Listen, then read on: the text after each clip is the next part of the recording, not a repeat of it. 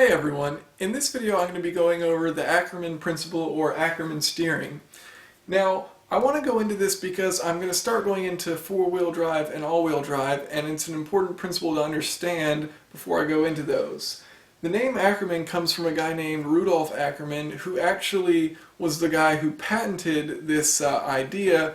The problem was it wasn't his idea. There was a German inventor that came to him. He was a lawyer, Rudolf Ackerman, and so he patented the idea, but somehow his name got placed on it. I'm sure he did that, but so it's not really his idea. But anyways, he's got the name.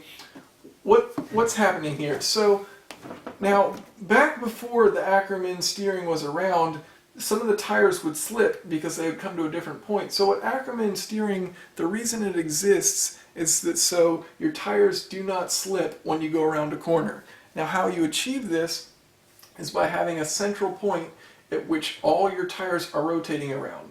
So you can see that the angle of this tire, this inside left tire, is going to be greater than this outside right tire.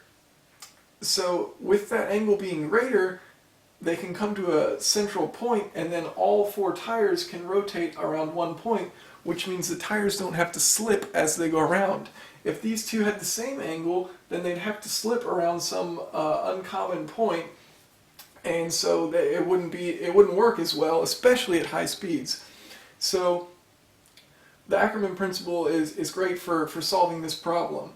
Now, one thing that you have to see when you look at this is that look at each path, each radius. So each tire's path has a different radius. Now what that means is each tire is rotating at a different rate. So the one on the outside travels a further distance than the one on the inside in the same amount of time. So it's rotating more quickly. So in descending order, the angular velocity of each tire goes from 1 to 2 to 3 to 4. That's the descending order. So this is rotating the fastest and this is rotating the slowest because it's got the smallest distance to travel. Now, what does this mean? Well, this means your right side is moving faster than your left side when you go in a left-hand turn, and vice versa if you go in a right-hand turn.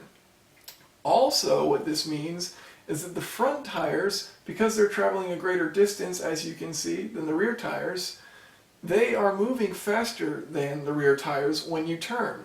So this is the real reason that you need a differential in four-wheel drive. If you're in four-wheel drive on a pavement or something like that where you have enough traction, enough grip, then you're going to need a differential so that you can split the speeds between the front tires and the rear tires. Otherwise, you're going to have some buckling. It's not going to work out, and you're going to wear the tires and you're going to be slipping. You'll have understeer. So you want it so that you have a differential. If you put in a center differential right there, then that would allow these tires to rotate at a different rate than these tires. And then you'd put in a differential at the front and a differential at the back, and that would allow each of these two tires to once again rotate at different rates. So this is important before I go into my four-wheel drive and all-wheel drive explanations, so I really hope this makes sense.